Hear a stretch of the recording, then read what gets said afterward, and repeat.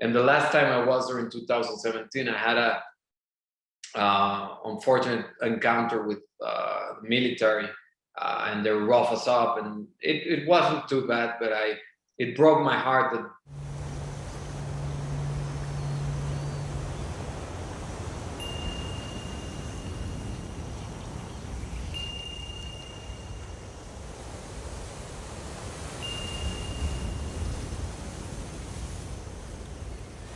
You left me with all of our problems. You've been hiding. How you doing, Michael, today? How's everything? I'm good. Glad to see you. You're still on Christmas time. I am. It's going to take me till probably February to take it down. It's a real tree, so I feel like extra, committed to it since I found it and brought it in, and getting rid of it, I have sentiment value to it. Oh, good to see you, man. Hey, you got me. You almost got me. That beach resort looks so magnificent. When I started watching the movie, by the end of it, I don't know if I want to go on a vacation, to Mexico after seeing all that. No, you should come to Mexico. It's the best country in the world, and it's beautiful, and it's just a movie. Exactly, well put. But that movie got me. So I wanted to know, what was the initial kind of thought or idea to tell this story? Because I thought it's a very, sometimes movies are just like they're fiction enough where you can't relate to them. But I felt watching this movie like this is all very possible for someone to go through all these scenarios, and it felt very true to life. Was there something in your life that kind of sparked this idea to write it, or anything you related to tell this story? Because I really liked how subtle and kind of like realistic it was. Thank you. Well, there are many ways to answer that question. On one hand, there's my relationship with Acapulco, which is the place I visited the most throughout my life from my childhood. But then it got complicated, and I stopped going because it did get a bit violent. And the last time I was there in 2017, I had a unfortunate encounter with the military, and they rough us up, and it wasn't too bad, but it broke my heart that, to confirm that Acapulco was tricky in that way. At the same time, I was with a girlfriend at that moment, and then we broke up, and that somehow triggered a crisis, and then I went into a midlife crisis, and then suddenly I was writing this thing, and I was writing it for Tim because we're pals, and I imagined him doing this, and so it was a mix of many elements, and it's a script I wrote kind of fast, and hopefully it feels like you do. Everything that happens in the movie is also triggered by Tim's character behavior, because he keeps staying where he shouldn't. I mean, common sense would advise differently, and nevertheless he goes in that direction.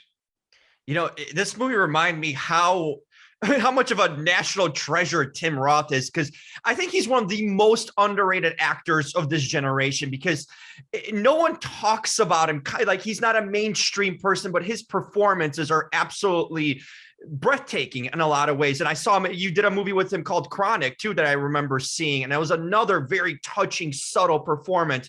What about Tim that draws you into him to bring him onto these movies? What do you see in him? I mean, it's obvious his talent is enormous, but as an actor, what do you, and even as a person that you learned from Tim from working at him, what do you kind of take away? Well, we're very close sensibility-wise. When we see film the same way. We met in Cannes 10 years ago when he was head of a jury, and I was there with a film called After Lucia. He gave me the top award. We became friends, and he said, let's work together. And I couldn't believe it, because like you, I think he's one of the best actors in the world.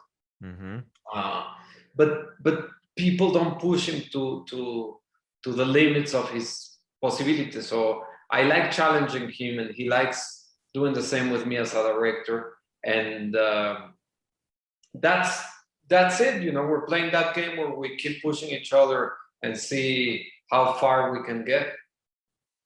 What else? I mean, it's interesting. Your career-wise, you've done Spanish movies, you've done now kind of English-speaking movies. You produce, wrote, directed. What sort of thing that, in a sense, challenges you? What sort? Because you've tried a lot of different things, which is a really credit to you for kind of doing it all. And what sort of things challenge you or motivate you or draw you to do sort of a variety of work that you do? On one hand, I like having control of all the aspects of filmmaking. So that's why I write and produce and edit. On the other hand, I like making films that, I'm not saying I discover something absolutely new, because that's very hard, to come by. But at least I'm not using formulas. I try to make films that are new, fresh to the audience, that we haven't exactly seen before, that combination of elements that I'm presenting. I like having an angle. I like surprising myself. I love actors like Charlotte and Tim. So yeah, I get a kick out of making films. It's a hard job, but it also has become a way of living.